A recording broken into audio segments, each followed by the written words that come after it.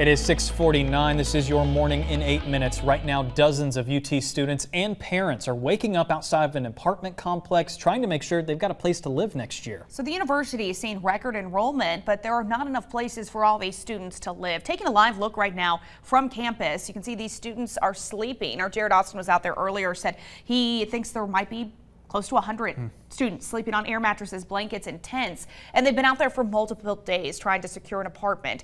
Now, this is at the Standard near campus. School officials rented out a Holiday Inn in West Knoxville for some students to stay in as dorms this year. Several apartments we talked to are full and operating off a waiting list.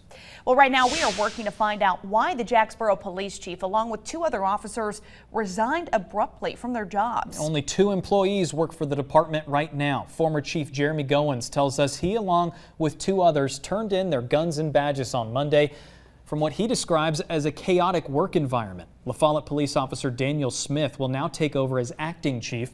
The Campbell County Sheriff's Office tells us they will help respond to calls in the area when they can. Continuing coverage this morning, a missing man at the center of a statewide silver alert is safe this morning. We first told you about this yesterday. The TBI says Earl Foster. They found him safe in Blount County after going missing from the Harriman area on Sunday. And this morning, we now know the name of the bicyclist killed in a hit-and-run crash Friday night. Knoxville police found George Davis lying in the road on Magnolia Avenue near Spruce Street with serious injuries. He was taken to UT Medical Center where he later died. Police say the driver left the scene. They believe the vehicle is missing a side mirror. If you have any information at all, please contact the East Tennessee Valley Crime Stoppers. Country music artist Hardy is recovering after a tour bus crash over the weekend. It happened in Nashville while Hardy and his band were riding home from a concert in Bristol. 4 people are hurt, some with significant injuries. We're following new information this morning from the FBI showing Tennessee has the 3rd highest rate of violent crime in the country. But Knox County is on track to actually see a big drop in homicides this year. District Attorney General Sharm Allen says the data is moving in the right direction. So far this year, 28 homicides have been recorded in Knox County. That's compared to the record 54 homicides in 2020 and 45 last year. The DA's office does data analysis with law enforcement to look at areas of town that may need more support. And they work with people who are facing charges and convictions to lower the number of repeat criminals. And State Senator Ken Yeager says he has prostate cancer. The Republican from Kingston says he and his family are in good spirits and are remaining optimistic. He says his schedule during the upcoming legislative session will be interrupted, but plans to play an active role. And a black bear cub is recovering after getting hit by a car in the Great Smoky Mountains National Park. Rangers found the cub near Elkmont Road on Saturday. The cub went to UT's College of Veterinary Medicine before going to the Appalachian Bear Rescue. The cub is expected to be okay. Well, right now, at least 99 people are dead following Hurricane Ian. Officials in North Carolina now reporting 4 deaths related to the storm as well. Just under 500,000 Florida homes and businesses remain without power this morning. Cars lining up for bottled water as the hurricane's impact stretches into a second week. Rebuilding after Ian, one of the worst storms to ever hit the country, is expected to cost billions of dollars. Tomorrow, President Biden and the First Lady will visit Florida to see the devastation firsthand. And the CDC and other health experts are expected to hold a news conference this morning about the upcoming flu season. Doctors warn it could be a nasty one. They're urging you to get vaccinated. This year, if you're over 65, you're advised to get a special shot with extra protection to boost your immune response. And today is one of the holiest days of the year in Judaism.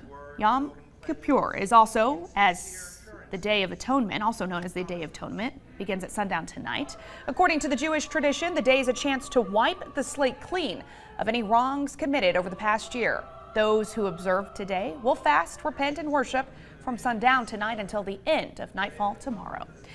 WVLT is proud to be your official station of the Vols. The Tennessee football team is back on the practice field this morning, getting set for a huge road game this weekend against LSU. The Vols sporting their special smoky gray uniforms in Baton Rouge on Saturday at noon. Take a look. The Vols rocking the smoky grays for the first time since 2017.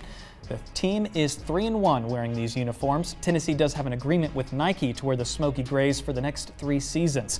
Following the LSU game, the Vols back at home against the #1 team in the land, Alabama. You'll be able to watch that game right here on WVLT. It'll be the SEC Game of the Week. We'll have plenty of coverage for you leading up to the game that weekend. Kickoff set for 3:30 again right here on WVLT.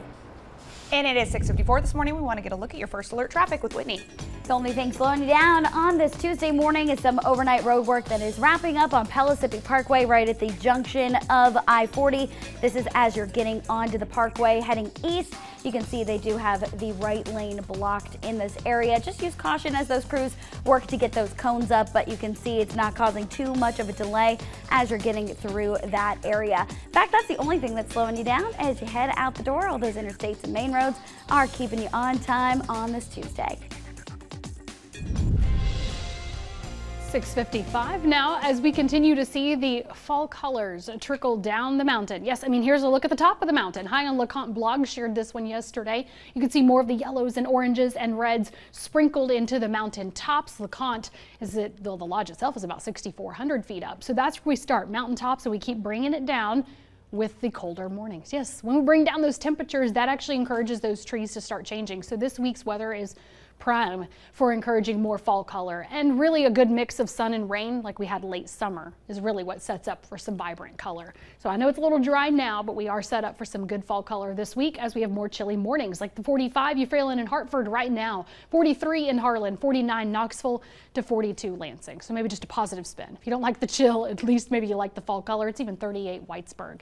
Now we do have those bands of fog at the Tennessee-Kentucky line, up and down visibility on the plateau and far northeast Tennessee with a few passing clouds. Look at this gorgeous view right now over downtown Knoxville. That sun's starting to come up here officially in 30 minutes. You know, just seeing that little glow on the horizon here. And we'll have plenty of sun to help boost those temperatures back up to a mild afternoon. Now we do have another cold front to track for you. If you missed that, I've got you covered coming up on the CW. All right, Heather, thank you very much. Like she said, 2 more hours of East Tennessee news, weather, and traffic over on WBXX, then back here at 9 o'clock on WVLT. We'll leave you with one more look at the beautiful sun coming up in downtown Knoxville.